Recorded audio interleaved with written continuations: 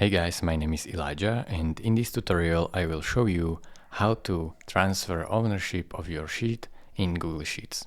So first click on Share, then type in somebody that you want to transfer the ownership to. So in my case it will be this guy. So select him, and you can also notify him by checking this checkbox and writing a message.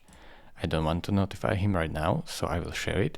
But first select that you want him to be editor, then press share. Now, in order to make him a owner, simply go to share again and change this to transfer ownership.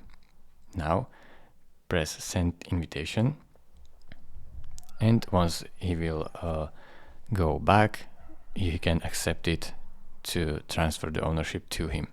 So thank you very much for watching. If this video was helpful to you, consider subscribing and liking this video, and I will see you in the next tutorial. Bye bye.